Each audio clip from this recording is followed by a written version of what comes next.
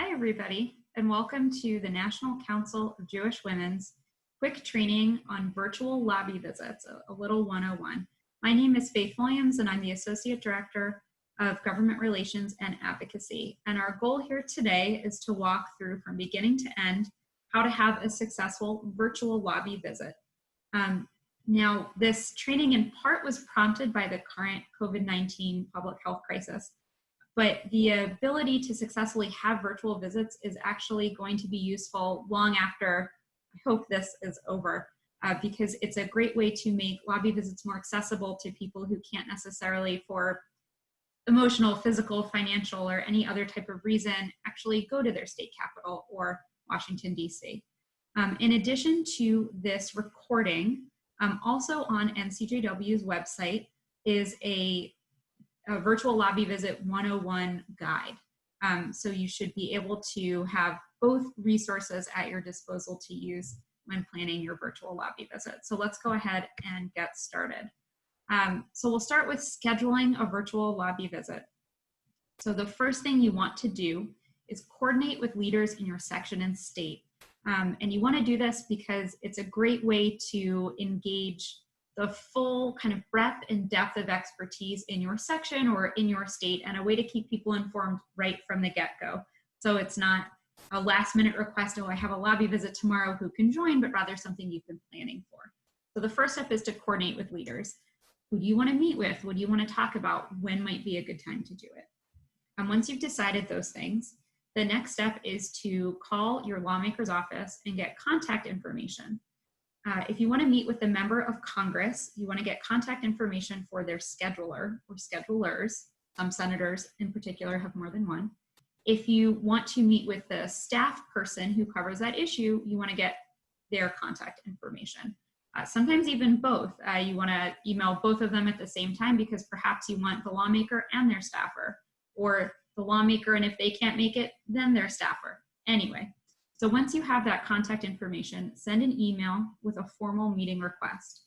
In the virtual lobbying 101 guide that I mentioned just a minute ago, there is a sample email to use. So it takes some of the guesswork out, but essentially you're telling them when you want to meet, what you want to talk about, and roughly how many people you'll have. And you'll also want to talk about what technology you're going to use. We're going to put a pin in that and get right back to it. So let's say you've gotten the contact information, you've sent the email with a formal meeting request. It's probably going to take some follow-up, some additional emails, some additional calls to the office. Some offices are just a little more organized than others until you get that meeting on the books. And as a part of all of that, you'll be choosing how you want to have the meeting, AKA what technology to use. And here's the tip here, that's really the only difference between scheduling an in-person lobby visit and scheduling a virtual lobby visit, is this technology piece.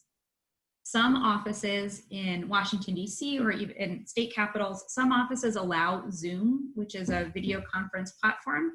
Some allow a free conference call line. Others will not, and they will provide their own technology or call-in information.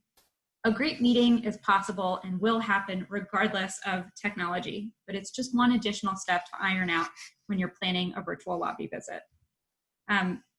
There are lots of free technology tools to sign up for that will give you, let's say, 30 minutes of free time, and that is more than enough for a lobby visit, which on average is likely to last somewhere between 20 and 30 minutes, but it's unlikely to go much longer than that. So those include things like freeconferencecall.com, Zoom, Google Hangouts, or really any platform with which you are familiar. The one key thing, regardless of what platform you're using or regardless of what platform the member of Congress insists on using, just make sure all meeting attendees, including the staff person, has the conference line number or the Zoom link or knows how to access that meeting. Okay, so after you've scheduled a virtual lobby visit, now you're going to prepare for it. So first and foremost, let NCJW Inc. know about the visit. This link on the slide here, which of course you can't click on during a recording, takes you to a short form. The link is also there on that virtual lobbying 101 guide I mentioned. Why let us know? It is really important for us because it informs our national advocacy strategy. It's really helpful for NCJW Inc. to know who is meeting with whom, what they're meeting about, and when that meeting is happening. And it also lets us provide technical assistance as needed. You want to loop back and get in touch with section leadership to say this visit is set up, now let's plan for it. What does that planning look like?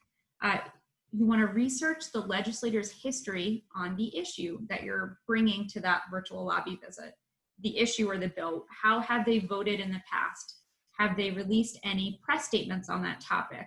Look through perhaps the last 4 weeks of their social media. There's lots of ways to get clues about where your lawmaker stands on that issue. Next, you want to assign meeting roles. We'll get to that more on the next slide. And you want to share issue briefing materials with everyone joining the meeting, even those who might not be actively speaking. And issue briefing materials can look like talking points from NCJW Inc., or perhaps a coalition set of talking points. They can look like a recent report on that issue. So make sure you're all learning from the same place and can talk about the issue using one voice. And then last, practice using the technology, practice having the lobby visit, go back and forth with it so that it doesn't feel as scary the first time you do it. And here's a tip. You do not need to know all of the answers. If during the lobby visit you're asked a question and you don't know the answer, don't make it up. It can be tempting to make it up, but don't do it. Instead, say you'll get back to them with the information that they need. This keeps your relationship authentic and it keeps the conversation going. Okay, so let's talk about some of those advocacy visit roles that we recommend setting up in advance. These are 4. They're examples. They might work great for you and your section. They might not work quite right, but use them as a jumping off point. So typically in each visit, there's a leader. This is the person who's scheduling and confirming the meeting time. They're confirming the technology.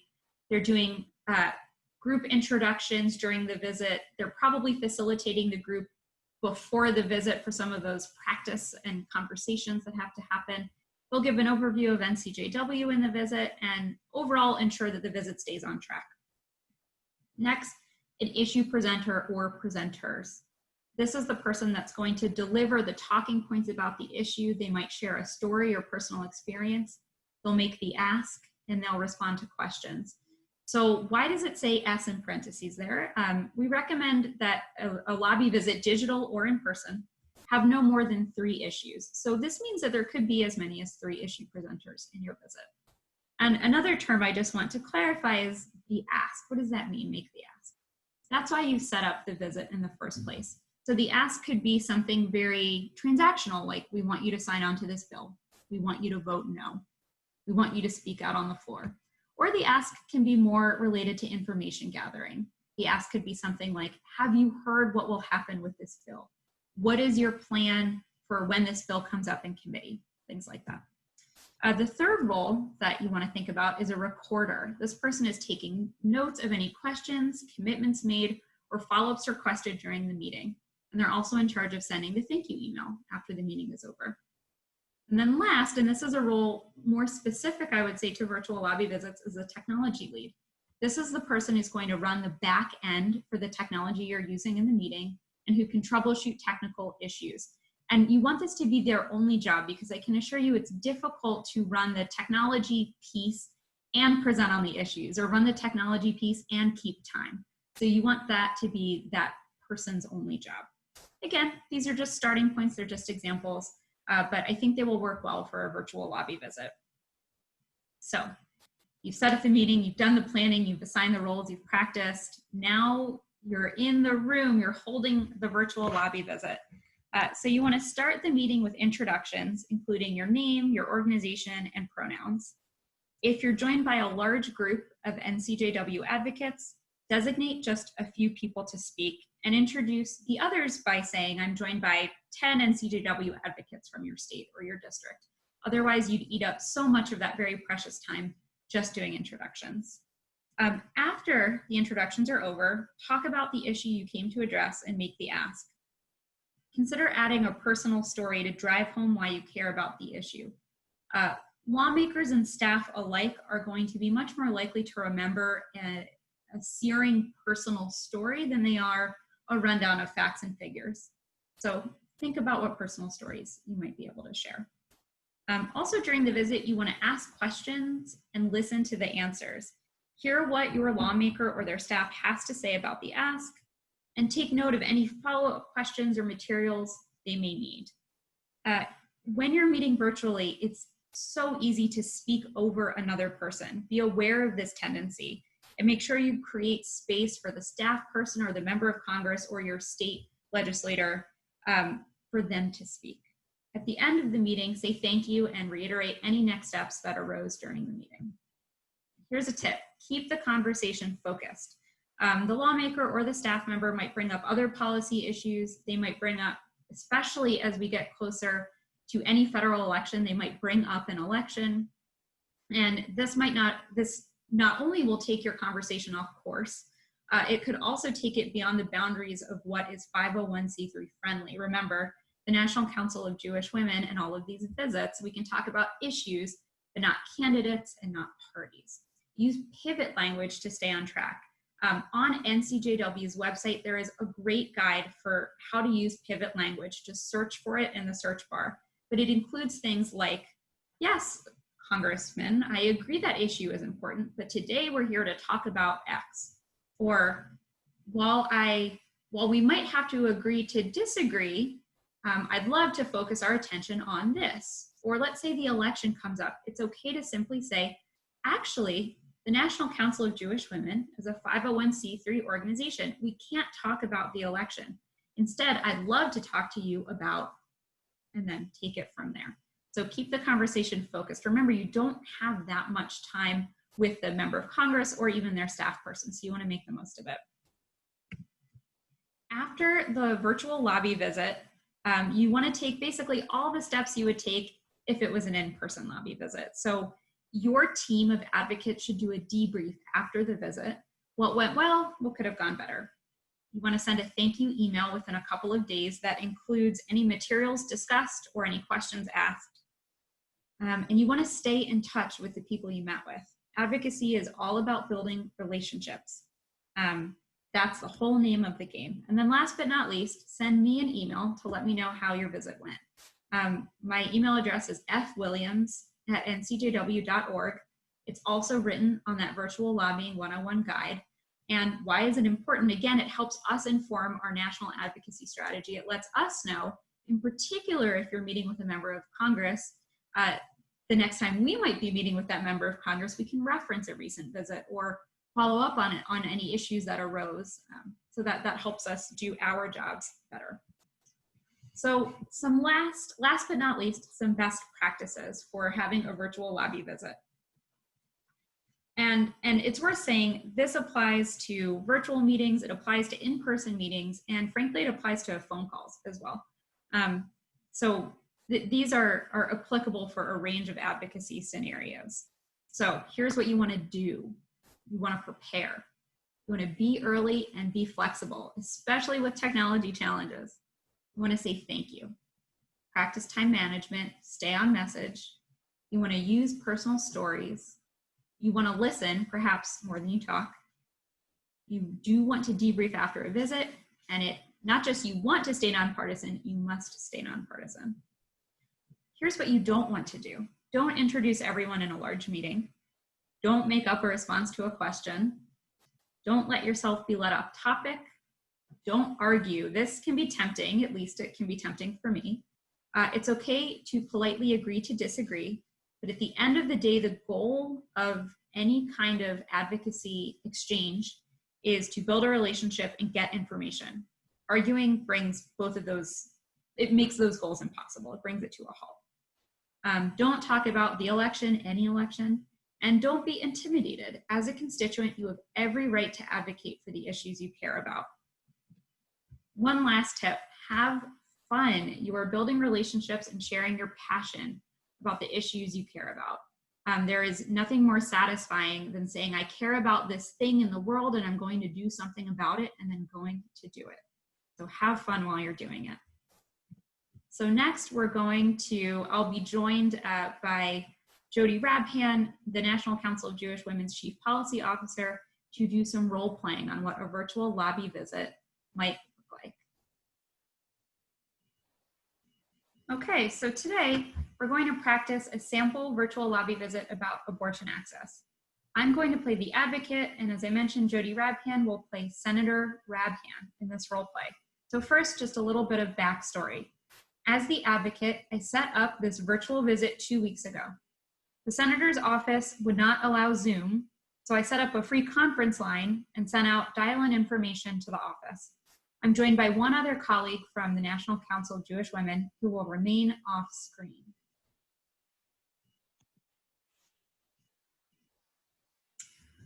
Hi, Senator Rabhan. Thank you so much for taking the time to meet with me today. I'd like to start with some introductions. Oh, wait, before you do that, I'd really love for one of my staff members to join the call. Can you send them the information? Their email is staff@senatorrabhan.gov. I'd really appreciate it. Of course, of course. My colleague Pamela is our technology lead for this visit and is also taking notes. Pamela, please send the staffer the conference call information. Thank you, Pam. Okay, I think I heard a click. So now that we're all on, let me introduce myself. My name is Faith Williams, and I'm an advocate with the National Council of Jewish Women, also known as NCJW. I'm also a constituent, and my pronouns are she and her. NCJW is a grassroots organization of more than 90,000 volunteers and advocates who turn progressive ideals into action. Inspired by Jewish values, NCJW strives for social justice by improving the quality of life for women, children, and families, and by safeguarding individual rights and freedoms. My colleague Pamela is also an NCJW advocate and a constituent and uses they, them pronouns. They're having some audio issues, or else they would introduce themselves. They asked me to introduce them. So first, I want to start by thanking you for your recent statement supporting increasing unemployment funding during the pandemic. You're so welcome. I mean, this pandemic, it's so important that we talk about it, don't you think? I mean, it's really just top of mind for everyone. Well, Senator, I agree the pandemic is an important issue, but today we're actually here to talk about something else that's really important to Pamela and myself and to our community, abortion access. I'm having such a hard time hearing you. You cut out. Oh, sorry about that, Senator. Can you hear me now? I can, yes, thank you. Oh, good. Virtual meetings sure bring their own challenges. They certainly do. Okay. Well, since you can hear me, what I was saying is that while I agree with you that addressing the pandemic is important, today we're here to talk about abortion access, an issue that is extremely important to us. We are here to ask you to co-sponsor two bills: the Women's Health Protection Act, known as WHPA, WHPA, or S1645, and the Each Woman Act, which is S758. I'll go into detail about these bills in a bit, but first, here's why I think they're important. As I'm sure you know, the constitutional right to abortion is intact, at least on paper, but actually accessing abortion care is a whole nother story. Since 2010, state lawmakers have passed over 400 restrictions, forcing providers to perform unnecessary tests, regulating the width of clinic hallways, and even banning abortion outright. Alarmingly, the original abortion ban, the Hyde Amendment, has disproportionately impacted low-income people, people of color, young people, immigrants, and LGBTQ individuals for over 40 years, and will continue to do so regardless of whether those other restrictions are eventually invalidated. You know, I'm not sure that I realize the extent of the issues related to abortion access. So here's an anecdote from a friend of mine who gave me permission to share her story. My friend Jill had 2 kids, and she and her partner were struggling to make ends meet. They unexpectedly became pregnant a 3rd time, and Jill knew that between doctor's appointments and taking time off to have the baby, she would probably lose her job, which would make it unaffordable to have another child. She decided to get an abortion, but since Medicaid wouldn't cover the procedure due to the Hyde Amendment, it took months for her and her partner to find the money to pay for the abortion and to pay for an overnight stay near a clinic, because where they live, the state mandates a 24-hour waiting period between your first appointment and the procedure. So it almost didn't happen. People like Jill should not have to jump through all of these unnecessary hoops simply to access time-sensitive and essential health care. And they certainly should not have inferior access to care just because of where they live or how much money they make. That is really a powerful story. Thank you so much for sharing it with me. But I'm pro choice, always have been. So I'm not sure what more you want me to do. Well, I'm actually really glad you asked that question. I mentioned at the beginning of our conversation 2 bills I'd like you to co-sponsor: WIPA, which is S1645, and the Each Woman Act, which is S758. WIPA would invalidate onerous state restrictions blocking access to abortion. The Each Woman Act would ensure affordability of this care by ending political interference in public and private insurance coverage. Together, though, these bills create a world in which everyone can access the abortion services they need without cost barriers, without delays, and without burdensome limitations. Thank you for bringing those bills to my attention. They sound terrific, and I'm not familiar with them. Do you know how many co-sponsors are on each bill in the Senate? Oh, that's a great question, but I'm sorry, I don't know the answer to that. But I'll do the research and get back to you and your staff as soon as possible. Are there any other questions you have, or do you need any additional information that would be helpful as you think about these bills? I think so, but if you would follow up with my staffer who I know was able to join this call, that would really be great. Okay, I will do that. Thank you, Senator, so much for your time and for your staff's time. We really hope you can champion this important issue. Thank you. Thanks so much for bringing it to my attention. All right. Bye, I'm going to have to run, but thank you. Thank you so much. Okay, Pamela, I heard 2 hangups, 2 clicks, so I think the senator and her staffer are off the phone. Let's do a quick debrief before our next meeting.